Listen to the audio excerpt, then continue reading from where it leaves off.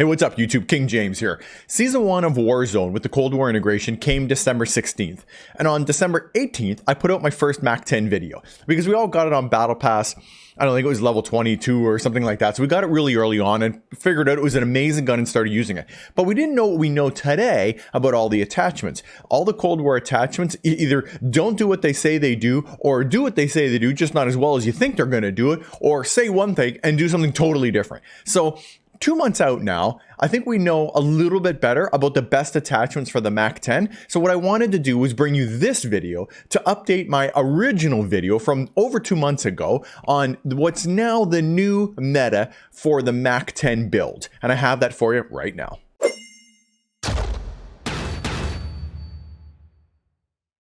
So my MAC-10 video from 2 months ago, here's the build that we did. And this is what we knew at the time. Infantry compensator, 5.9 task force, 4 grips, a Stang 53 round drum, wire stock. It actually works pretty good in that format. Even though it's not the best way you can build it, this gun's so good you can even use it sort of like this. But we have all new attachments now that we've learned a lot about how Cold War attachments work. So let me show you a little gameplay of me using it with this new meta setup, and then I'll show you what the setup is.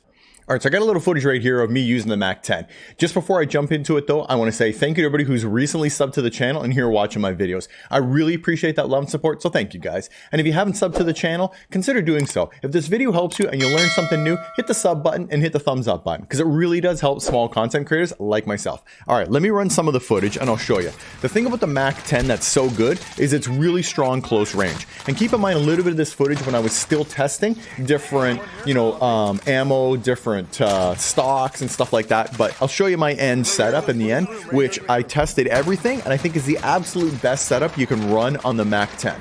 So like this guy here, he had a street sweeper run in. We got my buddy down here, but I was still able to get him down. That's one thing that the MAC-10, it's good close, and because it's got pretty strong range, it's good far. Watch this guy, peeks his head right around the corner, blasted. See how fast the time to kill is on that? You get those headshots, this thing's nasty. It's just such a good weapon. I think it's the best close range weapon that's in the game right now. There's a few others, like the Bullfrog is really good because it's got so much ammo. You can get that 85 round, mag on it, but I just don't think it hits quite as hard at close range unless you're getting those headshots. It's really good on headshots. And look at this one here. This is almost AR range, and it was no problem getting that guy down because the MAC-10's got such crazy range. It's really good. And one thing I also really like about it is its sprint to fire time and the tactical sprint to fire time. If you're moving around and trying to get guys, it's really good. Like this guy here, he's running up. I jumped over, did a little spin around, smoked him. That's where the MAC-10 really excels, is in mobility. So earlier this week, I put out an LMG shootout. And if you check that out, you saw that I was running the PKM, the Bruin, and the Stoner 63. And the backup gun I carried to all three of those setups was the MAC-10. I used the Bullfrog a couple of times because it's also really good, but really it was the MAC-10. And that's what I was running with all of these. And it's that good. So let me show you my build.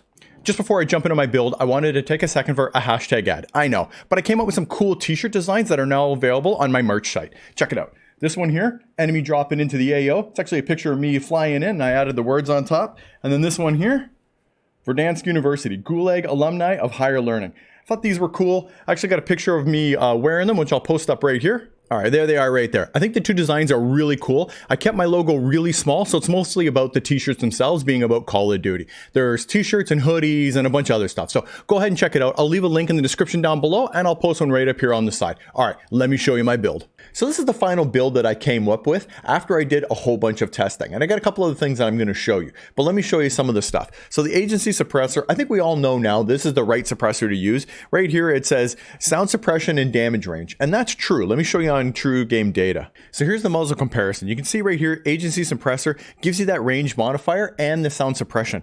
But what you are getting that you don't know about is minus 10% vertical recoil control. Not listed in one of the benefits of the muzzle, but you are getting it, which really helps this gun. For the barrel, using the 5.9 task force. I was before, and we still are now. We know it's the right barrel to use, and it's got the extra range on it, but it's got quite a bit extra range. So here's the barrel comparison, and look at the 5.9 task force, okay? 80% bullet velocity. Some of the other ones do a little better, but this 50% range modifier, that can't be ignored. That extra range is really what makes this gun so powerful. For the stock, I'm using the Raider stock. I tried both the SAS Combat and the Raider stock, and I found the Raider stock was better, and I'll show you why. So the thing about the Raider stock is not only does it have minus 20 milliseconds and minus 46 milliseconds on the sprint to fire and the tactical, but it also gives you a little bit of ADS movement speed. But the one thing that it does hurt is the hip fire spread. So if you hip fire your gun, you might want to try just going with the wire stock again, or no stock if you just want a smaller hip fire area, but you still want the movement speed. But honestly, I think this one here works the best. You get the extra spread, you get the ADS movement speed while you're aiming down sight, and the hip fire area, I don't find hip firing all that much, or even when I do, I'm super close, that this really doesn't make any difference. For the ammunition, I'm using the Sustang 53 round drum.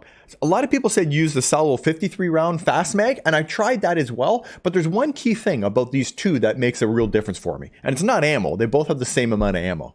So here's the thing about the mags. When you look at the mags, they both got 53 rounds, but this one the fast mag has a 62 millisecond ADS penalty, where it's only 33 from this. So if you want the extra rounds over the 43, you don't want any more ADS penalty, and the only thing about the fast round mag is the reload time. You probably can't see that because of my camera. Let me shut my camera off. So if you look right here, look at this 0.05 second, there's almost no benefit to this. It's so dismal, it doesn't even matter. So I don't know what's faster about it. You're better off taking the 53 round drum and having the lower ADS speed, considering the reload time just doesn't make any difference. And last but not least is the underbarrel. Using the Field Agent grip on this one, and there's a lot of confusion on the underbarrels, and I did an underbarrel shootout video between this one and the Bruiser. The Bruiser is not the right one to be using on this. The Field Agent is, and it gets a lot of extra horizontal and vertical recoil control, which I'll show you in a second.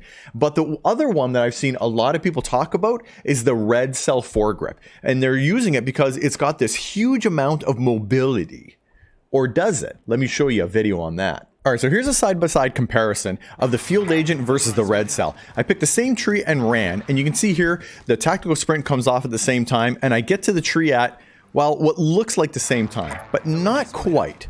Let me fast forward the frames. You can see here when I get up there, it's actually, you get with the Red Cell just like about 10 frames sooner.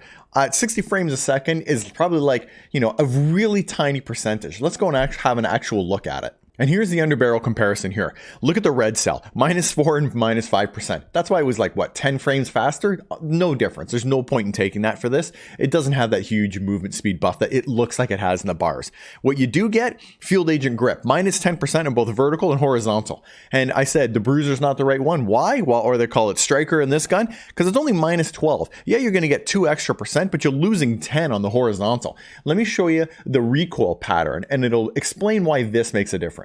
So here's the recoil pattern, and I did 3 shots with both of the underbarrels just to see what the difference is. So Field Agent on the left and the Red Cell on the right.